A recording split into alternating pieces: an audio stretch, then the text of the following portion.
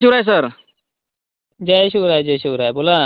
Sir, आपण यापूर्वी एक रेकॉर्डिंग घेतली आणि त्याच्यामध्ये मान्सून 2026चा तुम्ही सविस्तर अंदाज दिलेला आहे. ज्या शेतकऱ्यांनी पाहिला नसेल त्या शेतकऱ्यांनी ते अंदाज पाहावे. आणि सर, हं. जो शेतकऱ्यांच्या माध्यमातून आपल्याला जो नवीन प्रश्न आलेला आहे, हं, हं. तो म्हणजे आता हे जे पुढील वातावरण बनत आहे, याच्या बाबतीत महत्त्वाचा इशारा कोणचा राहणार? म्हणजे गारपीट वगैरे राहणार का? मग राहणार तर कोणकोणत्या जिल्ह्यामध्ये राहणार? त्याबाबत एक महत्त्वाचा इशारा आणि सविस्तर अंदाज द्यावे सर.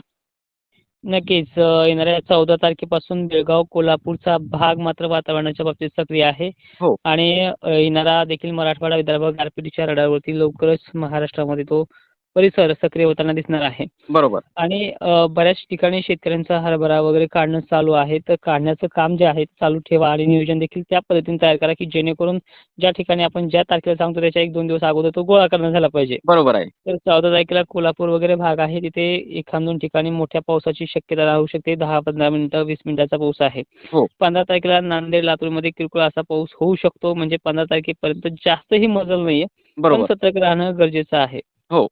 16 तारखेला जो इशारा असेल तो लातूर, सोलापूर, धाराशिव पट्ट्यामध्ये आहेच. जी हं. काही कर्नाटक लगतच्या भागांना तो होईल आणि बीड जिल्ह्यातही तो काही ठिकाणी होणार आहे अपवाद. हो. आणि विषय विनंती अशी आहे, हा महाराष्ट्रामध्ये सोलापूर वगैरे भागांमध्ये बरोबर. याचा प्रभाव कमी अधिक प्रमाणात असणार आहे. पण या काळामध्ये खानदेशला, विदर्भाला नाहीये. जो बरोबर. आपण 16 तारीख सांगतोय. हो. विदर्भाची जर कंडिशन लक्षात घेतली तर एक चंद्रपूरमध्ये 1-2 ठिकाणी अपवाद घडू शकतात या टायमिंगला. पण वरती बुलढाणा वगैरे भागामध्ये 16 पर्यंत धोका नाहीये. हं, हं. 16 म्हणण्यापेक्षा 17 पर्यंत धोका नाहीये खानदेशला आणि विदर्भाला. बरोबर. आणि त्यानंतर परिस्थिती जी 18 तारखेची आहे, मेन पॉईंट इथे येतोय, की ह्या 18 आणि 19ला बेळगाव, हुबळीला दुपारपर्यंत मजल मारेल आणि त्यानंतर संध्याकाळच्या वेळेला सोलापूर वगैरे भागात वातावरण हे सक्रिय होऊन जाईल. हं, हं. त्यामध्ये लातूरचा, नांदेडचा, अकोल्याचा, नागपूरचा, चंद्रपूरचा, गोंदियाचा, गडचिरोलीचा समावेश आपण या वातावरणाच्या रडारवरती दाखवलेला जातोय. त्यामुळे तिथे सांगितला बी जातोय. बरोबर. तर खरं हे वातावरण लातूरला जास्त प्रमाणात टार्गेट करते काय असं त्याच्यामध्ये चिन्ह दिसतात नांदेड आणि लातूरला. पण असं काही नाही. लातूरच्या ऐवजी तो परभणीकडेही मजल मारू शकतो. हो. एक्झॅक्टली ह्या दोन्हीचा डिफरन्स एवढा आहे, की जितका दाब जास्त पूर्वेकडनं पश्चिमेकडे तितकं वातावरण वरती मंठ्यापर्यंतही सरकू शकतं. पण एक बरोबर. पॉईंट ऑफ व्ह्यूच्या नजरेने जर पाहिलं तर मराठवाड्याचा हा भाग मात्र वातावरणाच्या रडावरती जास्त आहे. हो. 19 तारखेचं चित्र थोडं आणखीन पलटणार आहे. 19 तारखेला मराठवाड्यातल्या एकंदरीत सर्व जिल्ह्यांमध्ये कमी अधिक प्रमाणात पाऊस आहे. मेन पॉईंट हा धाराशिव जिल्ह्यापासून ॲक्टिव्ह होतो. तो लातूर नांदेडच्या भागापर्यंत आहे. इकडे वाशिम जिल्हा परिसर 19 तारखेला आहे. नंतर अकोला आहे, अमरावती आहे. एकंदरीत सांगायचं म्हणलं तर मराठवाडा आणि विदर्भ सगळाच आहे. बरोबर सर. एकंदरीत. हां, हो. मग आता सगळ्यामध्ये सगळीकडेच पडेल का? तर मी पहिलेही सांगितलंय 30% आणि 35% व्याप्ती म्हणजे पहिल्या अवकाळीच्या तुलनेमध्ये ही व्याप्ती जास्त आहे. हो. एकंदरीत हां, 70% भागांना आभाळाचे 4-2 थोडे पडतील. पण पडण्याचं जे काही प्रमाण आहे, घेण्याचं प्रमाण जे आहे ते 35% वरती आहे. एकंदरीत याच्यामध्ये 15% भागांना गारपीट देखील होऊ शकते. एक्झॅक्टली नांदेड जास्त व्याप्तीचं आहे, लातूर जास्त व्याप्तीचं आहे आणि सोलापूर आहे.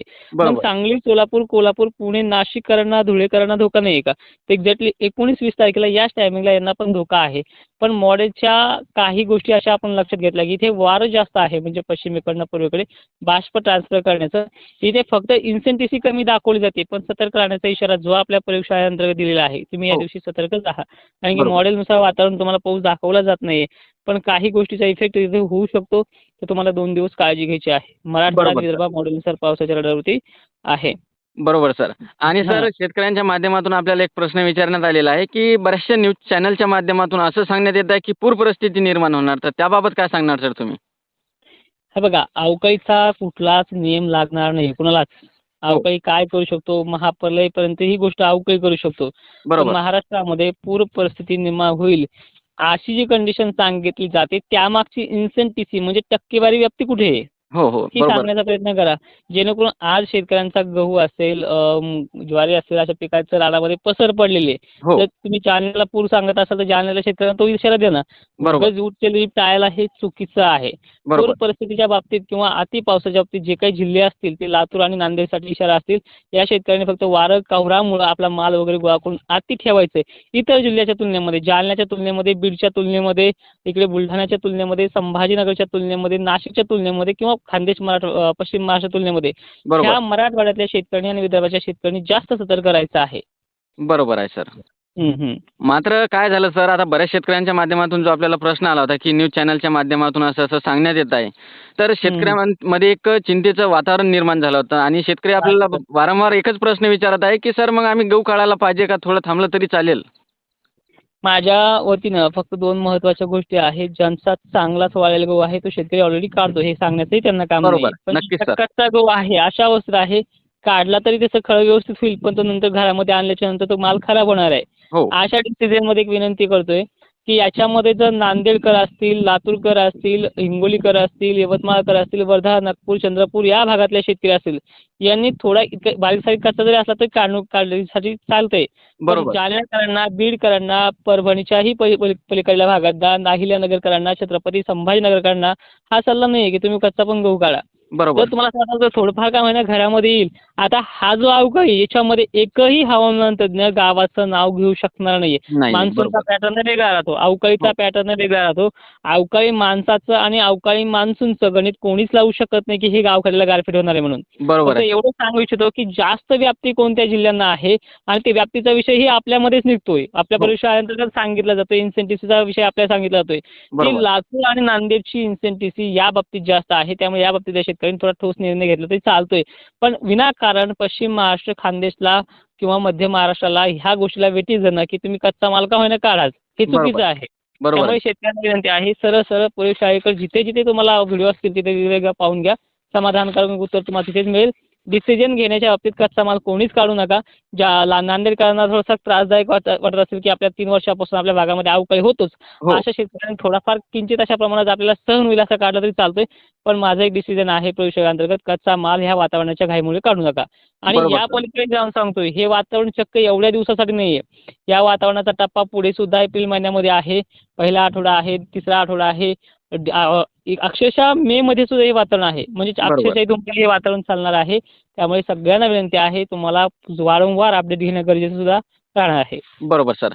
आणि सर शेतकरी पावसापेक्षाही गारपिटीला घाबरत आहे. म्हणजे बा गारपीट झाली तर आमचं भरपूर नुकसान होणार. तर परत एकदा जे गारपिटीचे जिल्हे आहेत ते सविस्तर सांगा सर. नक्कीच. आता सगळ्यात महत्त्वाचा असा विषय आहे, गारपिटीच्या रडारवरती सर्वप्रथम येतोय लातूर जिल्हा आणि नांदेड जिल्हा. हो, यामध्ये भलेही डायव्हर्टिंग सिस्टम जास्त असली, म्हणजे इकडे-तिकडे सरकण्याचा प्रमाण जरी असला, तर त्या पाठोपाठ परभणी जिल्हा सुद्धा येतोय. त्या पाठोपाठ चंद्रपूर, वर्धा, नागपूर, अमरावतीचाही समावेश आहे. भलेही अमरावतीला होईल कमी किंवा जास्त हा समावेश आहे.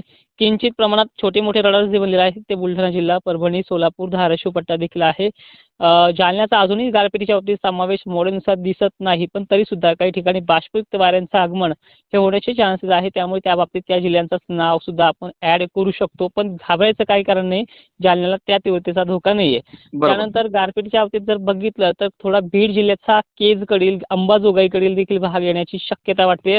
आणि या पलीकडे जर आपण द्राक्ष उत्पादकांच्या बाबतीत आपण हा निर्णय सांगणार नाही, कारण की मला माफ करा, कारण की या भागातला शेतकरी जोपर्यंत म्हणत नाही, की सर तुमच्या अंदाजाची गरज आहे आणि तुम्ही जसं सांगता तसं आमच्या भागात होतंय, पण तुमच्यामुळे भाव पडतोय, तुमच्यामुळे अंदाजामुळे आमचे पिकांचं नुकसान होतं, त्यामुळे त्या भागाच्या गारपिटीबद्दल आपली भूमिका तटस्थ आहे. त्याबद्दल तिथला गारपिटीचा अंदाज देऊ शकत नाहीये. बरोबर आहे सर.